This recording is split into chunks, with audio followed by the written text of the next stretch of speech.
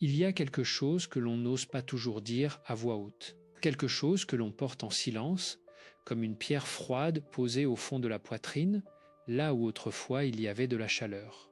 Aver, comment nommer ce poids particulier qui s'installe certains dimanches après-midi, quand la lumière décline derrière les vitres et que le seul bruit dans l'appartement est le tic-tac de l'horloge sur le mur de la cuisine. Ce poids, cette compression lente du souffle, cette sensation d'être à la fois présent et invisible, et la plupart des gens ne le reconnaissent pas pour ce qu'il est. Ils croient que c'est la fatigue, ils croient que c'est l'âge, ils se disent que cela passera. Mais cela ne passe pas, cela s'installe, cela prend racine, lentement, silencieusement, comme une liane qui grimpe sur un mur de pierre et finit par fissurer ce qui semblait indestructible. Il y a une vérité que les années finissent par révéler, une vérité que l'on ne peut comprendre vraiment qu'après avoir beaucoup vécu, après avoir aimé et perdu, après avoir construit et vu se défaire, après avoir tenu des mains qui ne sont plus là. Et cette vérité, elle est presque impossible à croire la première fois qu'on la rencontre, parce qu'elle va à l'encontre de tout ce que l'on nous a appris sur la solitude.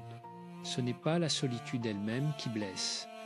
C'est le refus de la regarder en face, c'est la résistance, cette tension intérieure de quelqu'un qui se bat contre une réalité qu'il ne veut pas accepter, qui creuse l'abîme. Et cette résistance, elle a un coût énorme, un coût que la science commence seulement à mesurer, un coût que le corps paie en silence, cellule après cellule, année après année. Puis, voilà pourquoi nous sommes ici aujourd'hui, parce qu'il existe quelque chose à l'intérieur de chaque être humain, quelque chose que la médecine moderne et la sagesse ancienne commencent à nommer ensemble, un processus biologique et psychologique profond, une capacité de régénération que la plupart des gens ne soupçonnent même pas qu'ils possèdent encore à 70, à 75, à 80 ans. Il y a un mot pour ce processus, un mot précis, scientifique, mais aussi presque poétique. Et je vous demande de patienter encore un peu avant que je vous le donne. Parce que comprendre ce mot sans comprendre le chemin qui y mène, ce serait comme recevoir une clé sans jamais trouver la porte. Nous allons trouver la porte ensemble. Imaginez une femme. Appelons-la Marguerite, bien que ce ne soit pas son vrai nom. Marguerite a 69 ans. Elle vit seule depuis 6 ans, depuis que son mari, Bernard, est parti un mardi matin de mars, doucement, dans son sommeil, sans bruit, comme il avait vécu. Sa maison est propre, ses rideaux sont beiges. Sur la table de la salle à manger, il y a toujours 2 tasses. Par habitude, une habitude qu'elle n'arrive pas à rompre. Elle sort faire ses courses le mercredi. Elle regarde les informations le soir. Elle téléphone à sa fille le dimanche, des conversations courtes, polies, affectueuses, mais creuses. Des conversations qui se terminent toujours avec la même phrase murmurée en raccrochant. C'est bien, oui, c'est bien, mais rien n'est bien.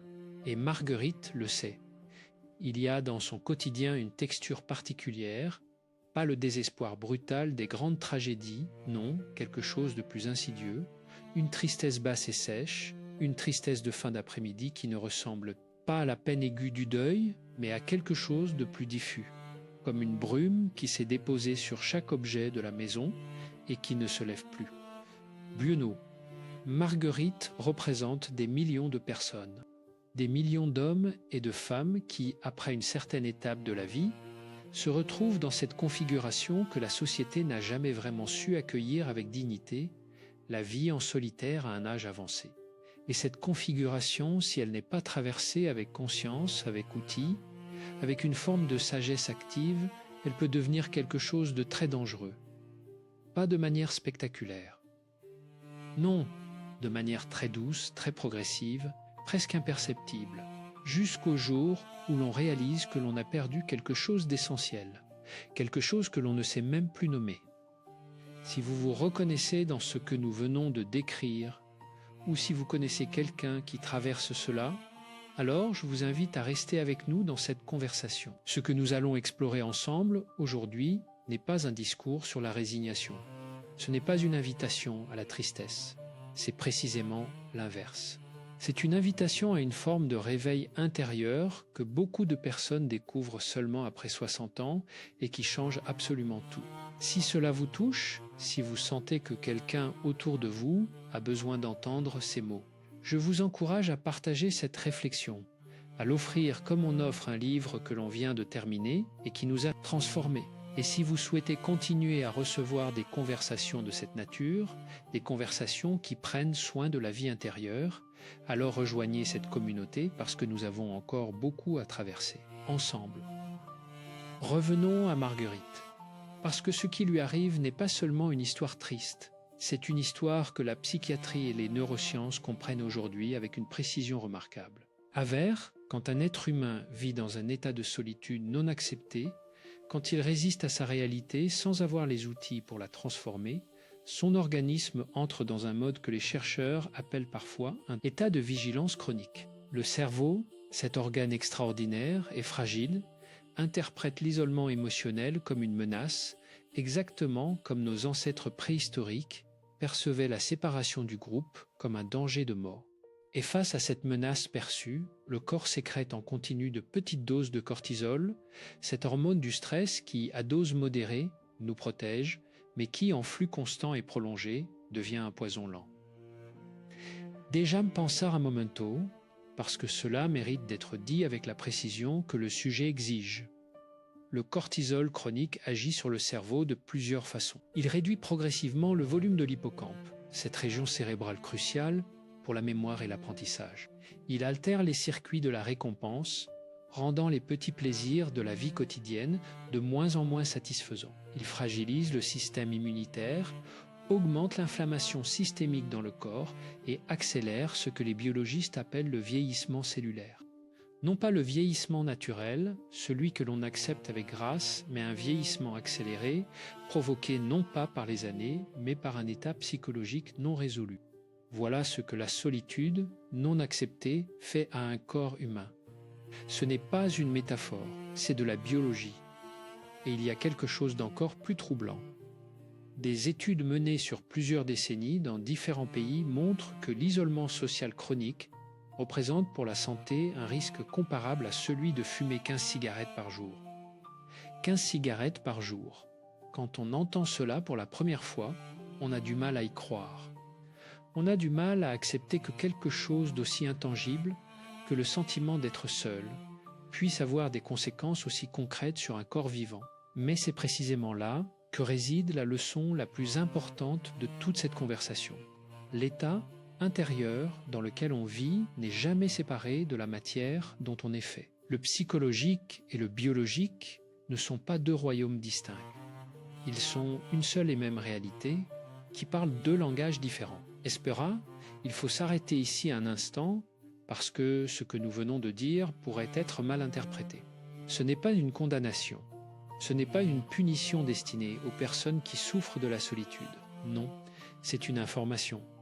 Et l'information, quand elle est reçue avec clarté, avec compassion pour soi-même, devient une invitation au changement. Ce que la science nous dit, c'est que le corps humain possède une plasticité extraordinaire, que les dommages causés par des années de stress chronique peuvent, dans une large mesure, être réversibles, que le cerveau d'une personne de 65 ans peut encore se reconstruire, se régénérer, créer de nouvelles connexions, retrouver de la joie, retrouver du sens. Mais seulement si cette personne choisit consciemment de transformer sa relation à elle-même et à sa solitude. Puis, voilà où commence le vrai danger. Non pas dans la solitude elle-même, mais dans la dérive silencieuse qui s'installe quand on ne fait rien. Quand on laisse les jours se succéder dans la même grisaille, quand on minimise sa propre souffrance en se disant que d'autres ont connu pire, quand on confond accepter avec résigner, quand on arrête de se battre non pas par courage mais par épuisement.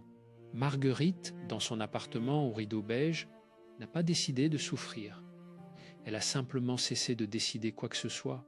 Et cette inertie, ce poids de chaînes invisibles qui retiennent les bras, les pensées, les élans vitaux, c'est peut-être la forme la plus pernicieuse de souffrance psychologique qui existe, parce qu'elle ressemble à du repos, elle ressemble à de la sérénité.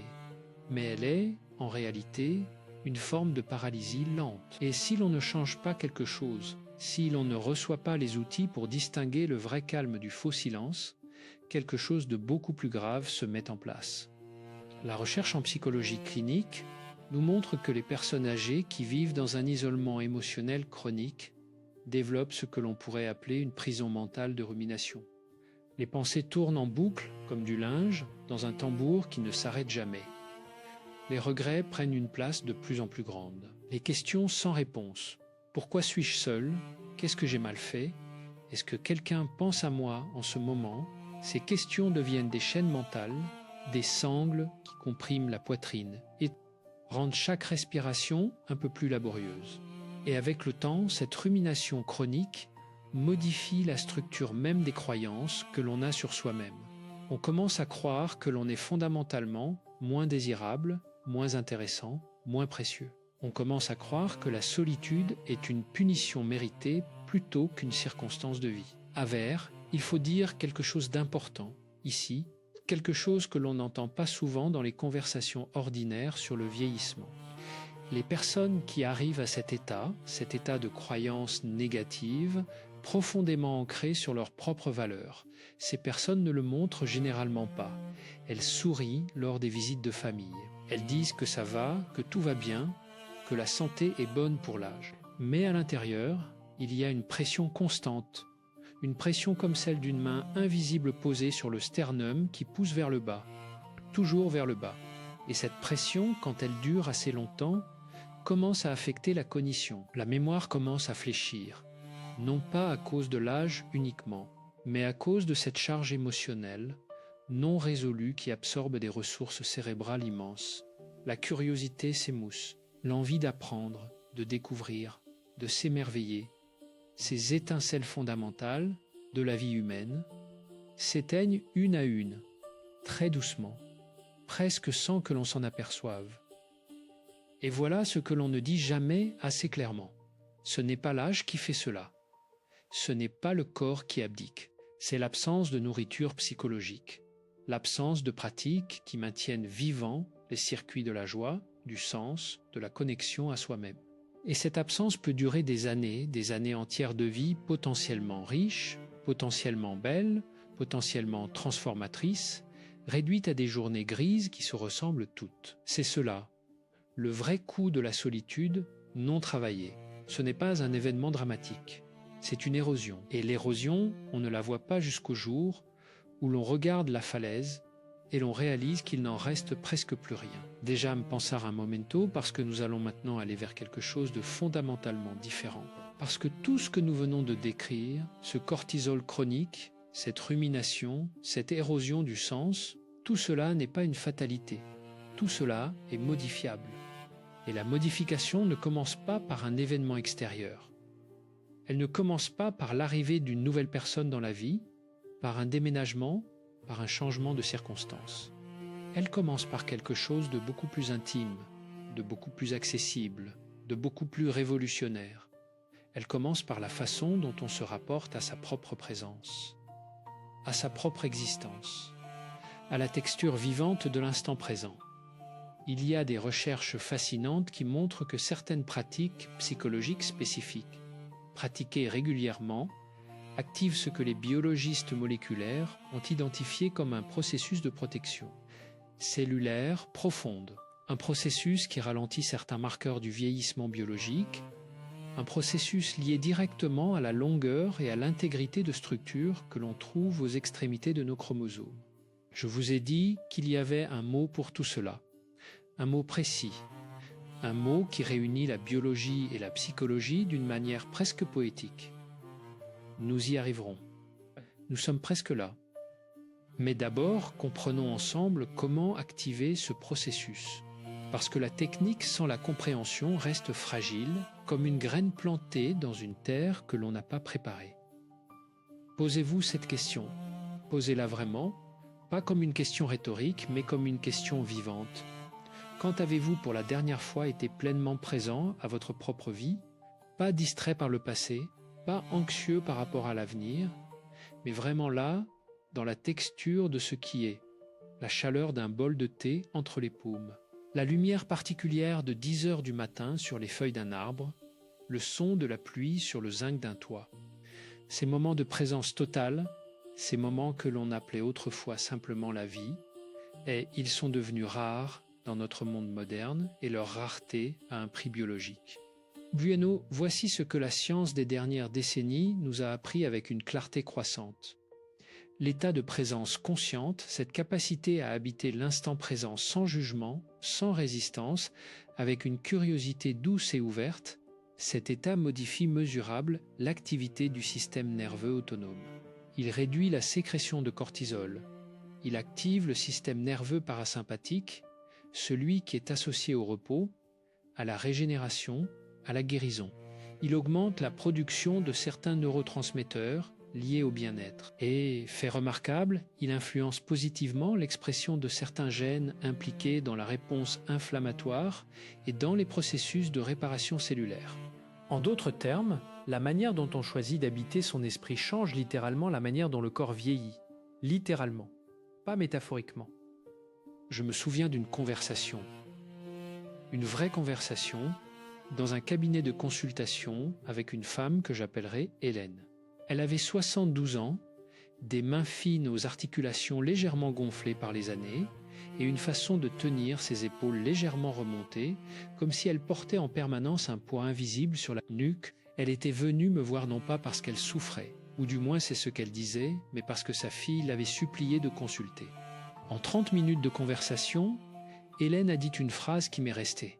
Elle a dit « Je ne souffre pas, je suis juste devenue transparente. » Transparente. Ce mot m'a traversé comme quelque chose de froid.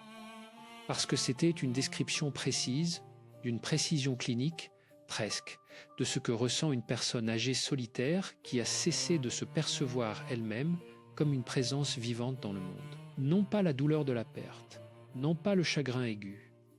Quelque chose de plus subtil et de plus dévastateur. Le sentiment d'être devenu imperceptible, même à ses propres yeux.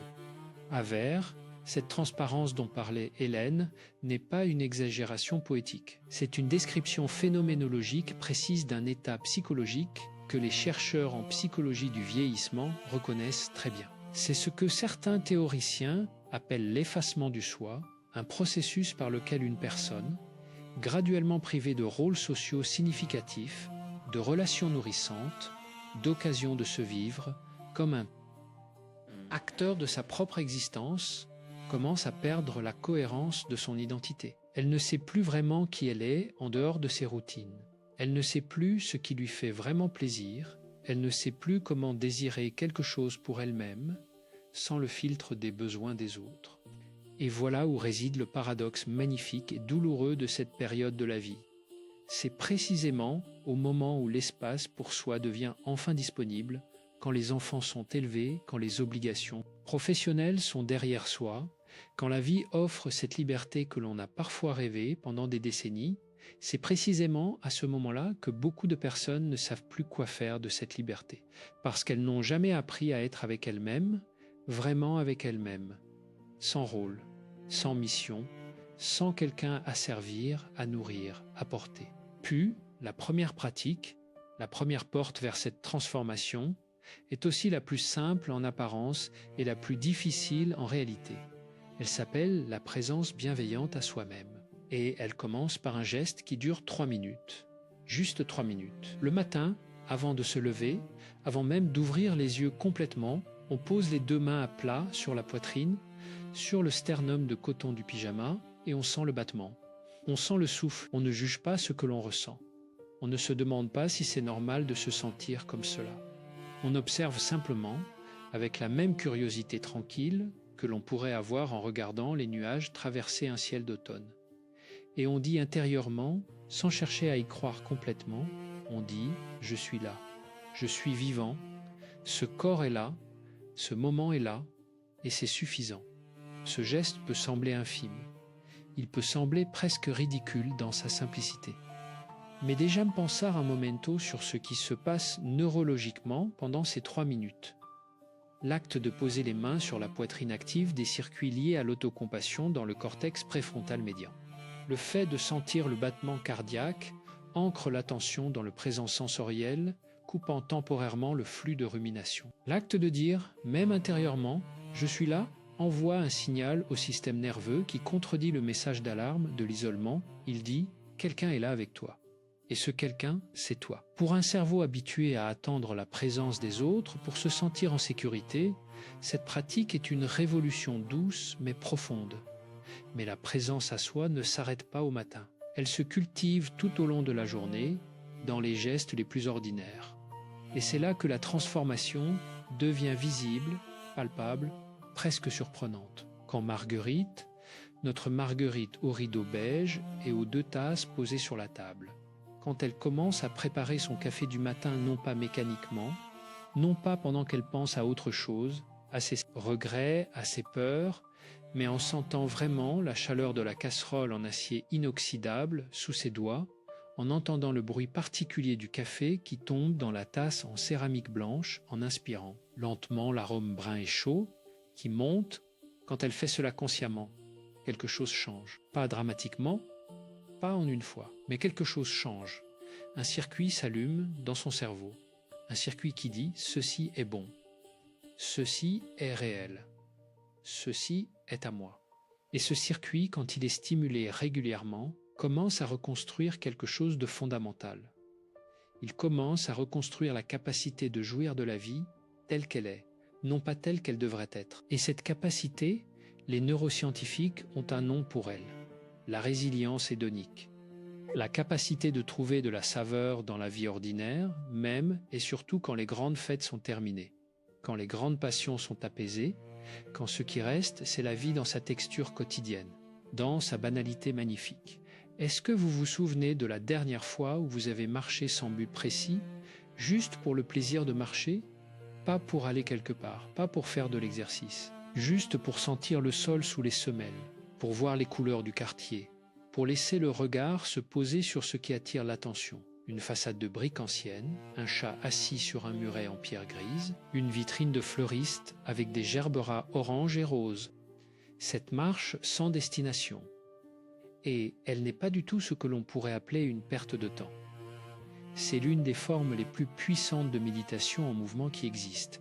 Et son effet sur le cerveau est mesurable, documenté, réel. La marche consciente en solitaire active, ce que les neuroscientifiques appellent le réseau du mode par défaut, ce réseau cérébral qui s'allume quand le cerveau n'est pas en train d'exécuter une tâche précise, quand est libre de rêver, d'associer, d'intégrer les expériences passées, de construire du sens. Ce réseau est directement impliqué dans la créativité, dans la sagesse, dans la capacité à percevoir sa vie comme une histoire cohérente et significative. Et cette cohérence narrative, cet sentiment de vivre une vie qui a un sens, est l'un des prédicteurs les plus robustes de bien-être psychologique dans la vieillesse. Non pas la richesse, non pas la santé physique parfaite, non pas même la présence d'une famille proche. La cohérence narrative, le sentiment que sa vie a une signification. Bueno, voici maintenant quelque chose que l'on n'enseigne presque jamais, quelque chose qui demande un certain courage pour être dit clairement. La solteria, ce mot espagnol magnifique qui désigne la vie en célibat, mais aussi dans un sens plus large. La vie avec soi-même comme principal compagnon, la solteria n'est pas une condition médicale. Elle n'est pas un symptôme. Elle n'est pas une défaillance. Dans de nombreuses traditions philosophiques et spirituelles, elle est au contraire considérée comme l'une des configurations de vie les plus propices à la connaissance de soi. Les stoïciens grecs avaient un mot pour l'autosuffisance intérieure, autarkeia, la capacité de trouver en soi-même la source de son équilibre et de sa paix. Non pas l'isolement, non pas le repli, mais la plénitude qui ne dépend pas des circonstances extérieures pour exister. Et les études contemporaines en psychologie positive confirment, avec des méthodologies rigoureuses, ce que les philosophes anciens avaient observé par introspection. Les personnes qui développent ce que l'on appelle une relation de qualité avec elles-mêmes, celles qui se connaissent bien, qui se traitent avec bienveillance, qui savent nourrir leur vie intérieure. Ces personnes rapportent des niveaux de bien-être subjectifs comparables et parfois supérieurs à ceux des personnes vivant en couple. Non pas parce que la relation amoureuse n'est pas précieuse, elle l'est profondément, mais parce que le bien-être véritable n'est jamais une question de configuration de vie extérieure. Il est toujours, au fond, une question de qualité de la relation que l'on entretient avec sa propre existence. À Vert, parlons maintenant de quelque chose de très concret, quelque chose que l'on peut commencer ce soir même, quelque chose qui ne nécessite ni argent, ni matériel particulier, ni même une grande énergie physique. Parlons de la pratique que les chercheurs en psychologie clinique appellent la gratitude contemplative. Ce n'est pas la gratitude superficielle des listes de bonnes choses. Ce n'est pas non plus une injonction à être positif quand on souffre. C'est quelque chose de beaucoup plus subtil et de beaucoup plus profond. C'est l'acte de s'asseoir, le soir, dans le calme de sa maison, et de chercher, avec une attention sérieuse et patiente, un seul moment de la journée qui a eu une texture différente des autres. Un seul moment. Peut-être la façon dont le soleil a traversé les lades du volet et a dessiné des lignes de lumière sur le parquet en chêne. Peut-être le sourire d'un inconnu à la boulangerie. Peut-être juste la sensation de s'asseoir dans son fauteuil préféré après une longue marche et de sentir ses jambes qui se détendent, les muscles qui lâchent, la fatigue douce qui descend comme une couverture. Ce moment, on le cherche, on le trouve. Et ensuite, on le tient mentalement. On le tient comme on tiendrait quelque chose de précieux et de fragile. On le tient pendant 30 secondes complètes, en laissant le corps en ressentir l'écho. Cet acte de tenir, de s'attarder sur une expérience positive, est l'une des pratiques les mieux documentées en neurosciences du bien-être. Le neuropsychologue Rick Hanson décrit cela comme le processus d'installer une expérience positive dans la mémoire à long terme, parce que le cerveau humain, par évolution, a un biais de négativité. Il accroche les mauvaises expériences comme du velcro et laisse les bonnes glisser comme du téflon. La pratique de la gratitude contemplative corrige ce biais délibérément, consciemment, avec persévérance. Espera, il faut maintenant parler de quelque chose que l'on évite souvent dans les conversations sur le bien-être des personnes âgées, parce que cela demande une forme de courage. Il faut parler du corps. Non pas de la maladie du corps, non pas de ses limitations, mais du corps comme lieu de vie, comme espace d'expérience, comme demeure que l'on habite et qui nous habite. Parce que l'une des tragédies silencieuses de la vieillesse solitaire, c'est la déconnexion progressive du corps. Quand personne ne vous touche, quand personne ne vous serre dans ses bras, quand le contact physique se réduit à la poignée de main du médecin ou à la bise rapide de la famille lors des fêtes, le corps commence à se refermer. Ses frontières deviennent moins perméables. Sa capacité à ressentir le plaisir se contracte. Et cette contraction, cette fermeture progressive, a des conséquences neurobiologiques directes. Le toucher humain libère de l'ocytocine, cette hormone que l'on appelle parfois l'hormone du lien, qui a des effets anti-inflammatoires, anxiolytiques et même légèrement analgésiques. En l'absence de toucher, le corps doit trouver d'autres voies pour accéder à cet état de régulation. Et il en existe. L'auto-toucher bienveillant, le fait de masser ses propres mains avec de la crème à la texture épaisse et légèrement parfumée, de se frictionner les pieds le soir, de poser la main sur son cœur dans les moments de tresse, ces gestes activent partiellement les mêmes circuits que le toucher d'un autre. Ils ne remplacent pas la connexion humaine, non, mais ils maintiennent vivant le langage du corps, cette sagesse tactile qui est une partie essentielle de notre humanité. Puis, voici maintenant la deuxième grande pratique, celle que les traditions contemplatives et la psychologie moderne s'accordent à considérer comme la plus transformatrice, la méditation de bienveillance envers soi. Même, ou dans sa version formelle, la pratique dite de la bonté aimante. Elle est simple dans sa forme, mais exigeante dans sa profondeur. On s'assoit confortablement dans un fauteuil sur un canapé, peu importe, on ferme les yeux et on commence par visualiser son propre visage. Pas le visage des photographies, pas le visage que l'on juge dans le miroir, mais le visage que l'on aurait si quelqu'un que l'on aime profondément nous regardait avec toute sa tendresse. Et on se dit, en silence, lentement, comme si les mots avaient un poids et une chaleur, que je sois en paix, que je sois en bonne santé, que je sois libre de la souffrance inutile, que je sois heureux dans la mesure du possible. À Vert, On pourrait croire que ces mots sont naïfs. On pourrait croire qu'il est prétentieux ou même ridicule de se souhaiter à soi-même ce que l'on souhaiterait à quelqu'un d'aimer. Mais c'est précisément là que réside la résistance la plus importante à surmonter. Parce que beaucoup de personnes de cette génération, des personnes qui ont grandi avec la conviction que s'occuper de soi était une forme d'égoïsme, que se plaindre était une faiblesse, que l'on devait être fort pour les autres avant tout, ces personnes ont souvent une relation à elles-mêmes profondément marquée par la sévérité, l'exigence et l'absence de compassion. Et c'est cette sévérité intérieure, ce juge intérieur impitoyable, qui n'accorde aucun repos, qui alimente la chaîne la plus lourde de toutes, la chaîne de l'autocritique chronique. La recherche de Christine Neff, professeure à l'Université du Texas et pionnière dans l'étude de l'autocompassion, montre de façon répétée et solide que les personnes qui pratiquent l'autocompassion, qui se traitent avec la même gentillesse qu'elle montrerait à un ami cher. Ces personnes présentent des niveaux inférieurs d'anxiété et de dépression, une meilleure régulation émotionnelle, une plus grande résilience face aux épreuves et, paradoxalement, une plus grande motivation à changer ce qui peut l'être dans leur vie. L'autocompassion n'est pas de la complaisance, elle n'est pas de la faiblesse. Elle est la condition psychologique à partir de laquelle le vrai changement devient possible. Dejam pensar un momento sur Hélène, notre Hélène aux épaules chargées de poids invisibles. Après quelques semaines de cette pratique, quelques semaines seulement, elle a commencé à rapporter quelque chose d'inattendu. Non pas une grande transformation, non pas une révélation spectaculaire. Quelque chose de beaucoup plus discret et beaucoup plus réel. Une légèreté dans les matins. Elle a dit, lors d'une session, « J'ai l'impression que la maison est moins grande. Pas physiquement, mais moins vide.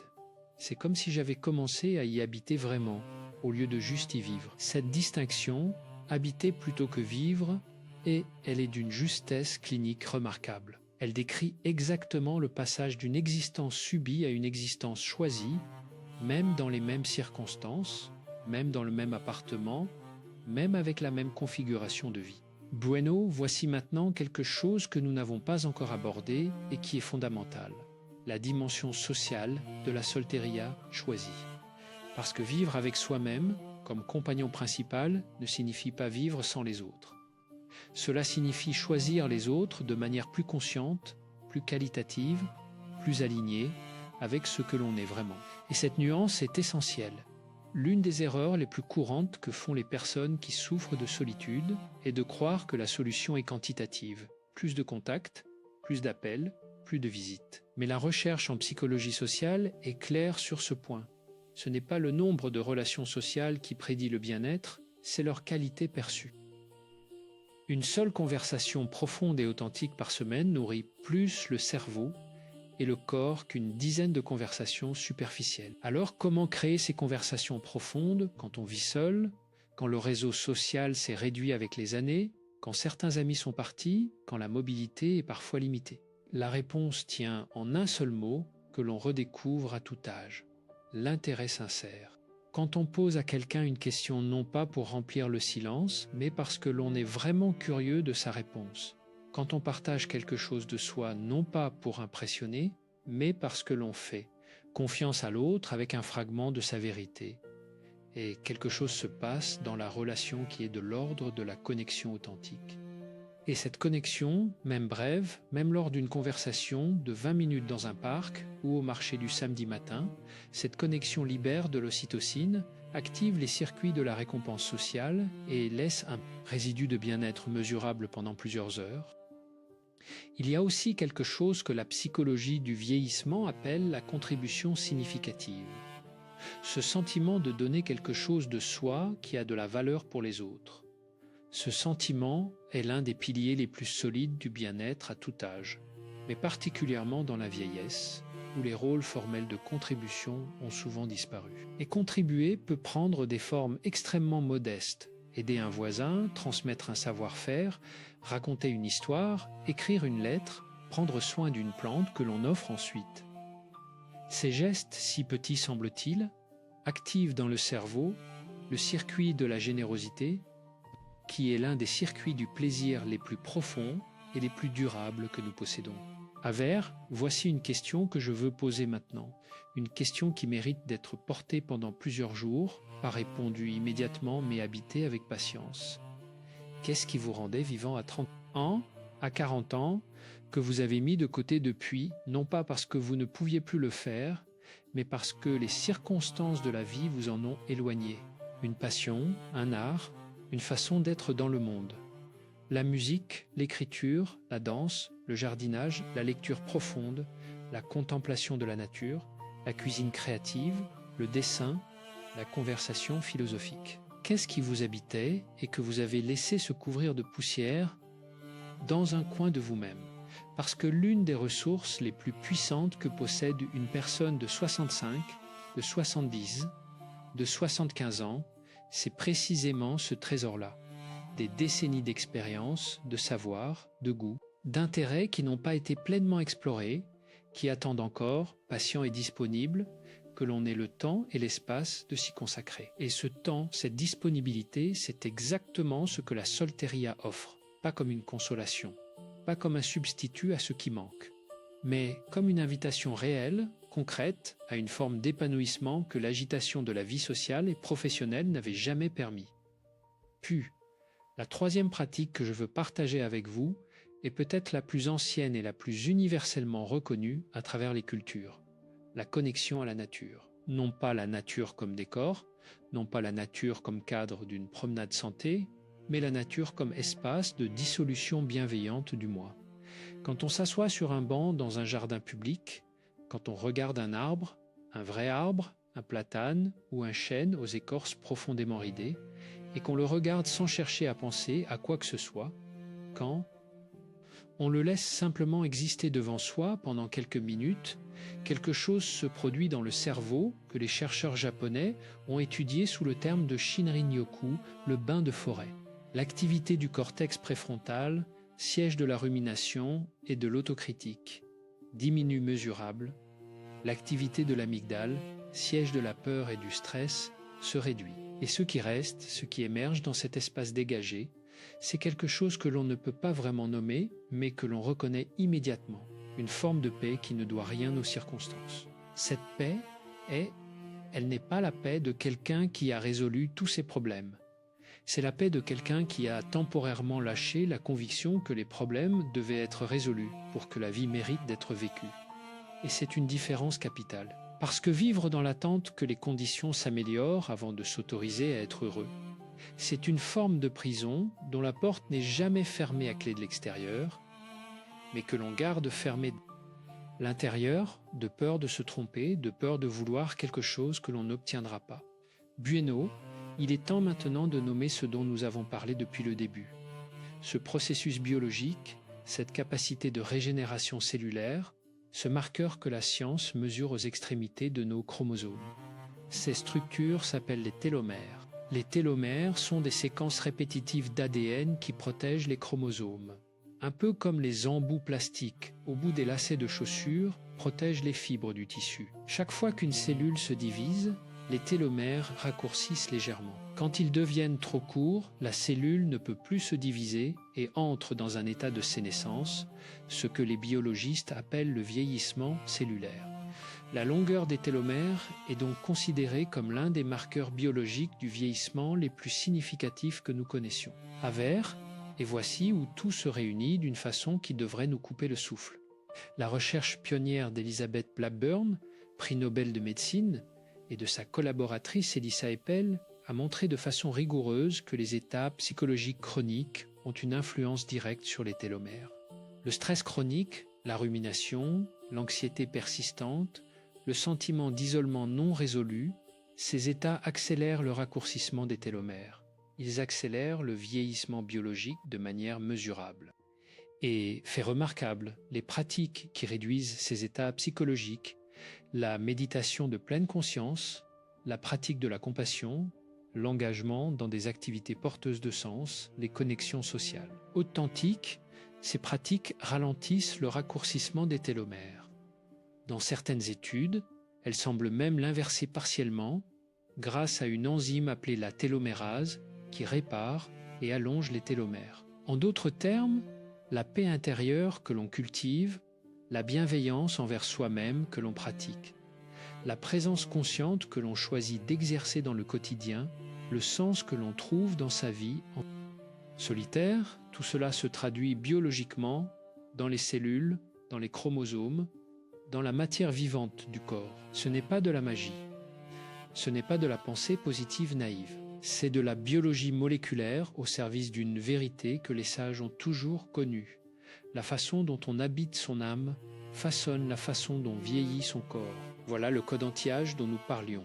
Voilà le mot que je vous avais demandé d'attendre, les télomères, et leur gardien n'est pas un médicament.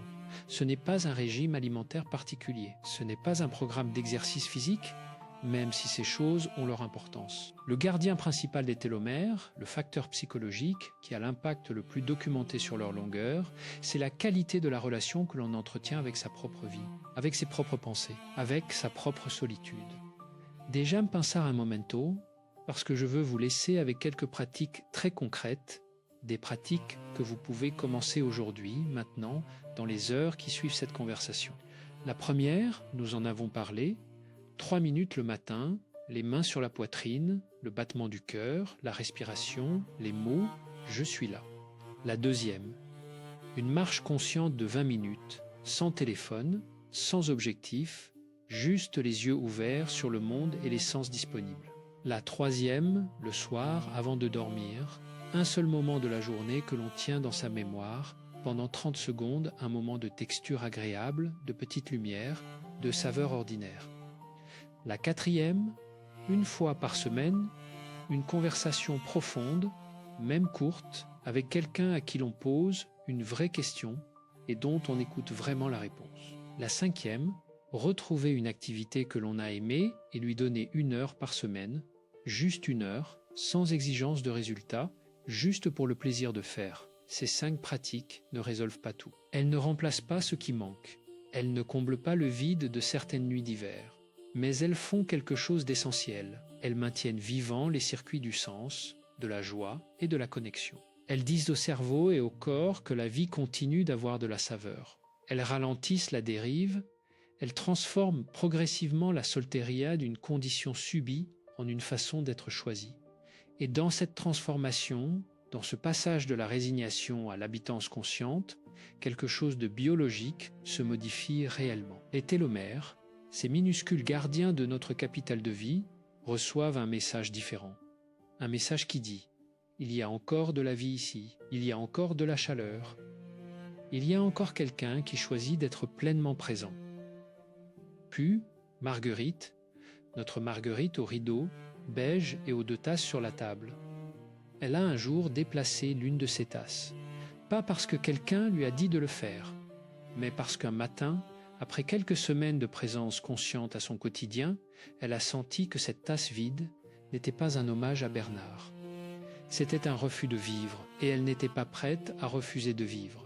Elle a rangé la tasse dans le placard en bois, ciré de la cuisine, doucement, avec respect, avec amour.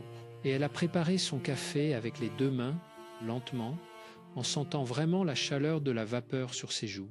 Et elle a pensé « je suis encore là, et c'est quelque chose ».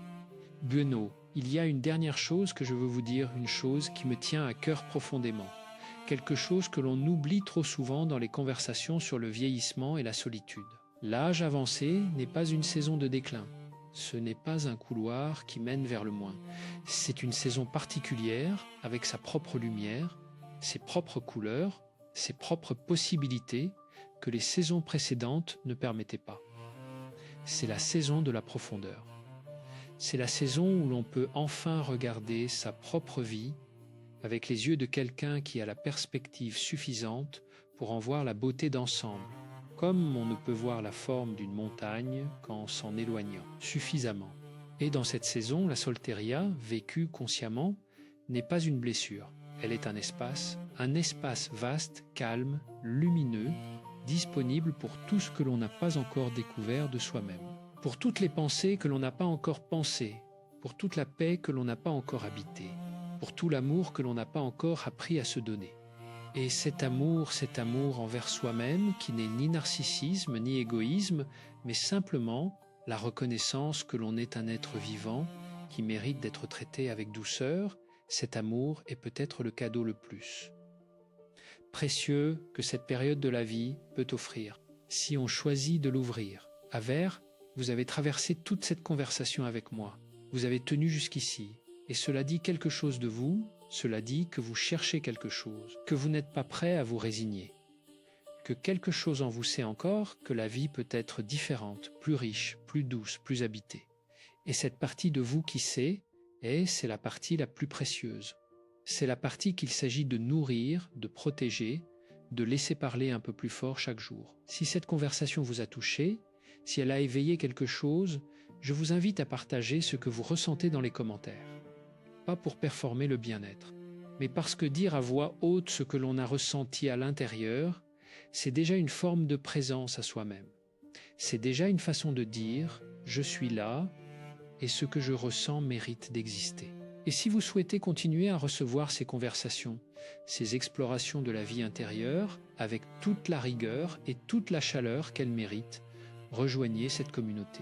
Parce que ce chemin, il est plus beau quand on le marche avec d'autres, même en gardant chacun sa propre solitude comme un espace sacré.